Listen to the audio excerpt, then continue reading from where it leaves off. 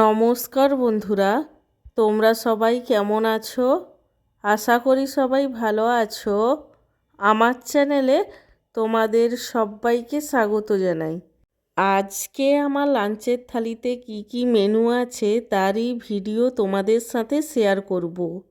আজকে আমার লাঞ্চের থালিতে আছে গরম গরম সাদা ভাত, তার সঙ্গে রয়েছে কয়েক টুকরো পেঁয়াজ, উচ্ছে আলু ভাজা, বড়ি দিয়ে শিম এবং বেগুনের ভাজা, এবং সব শেষে আছে এক বাটি মুরগির মাংসের ঝোল, যেটা আলু দিয়ে বানিয়েছিলাম।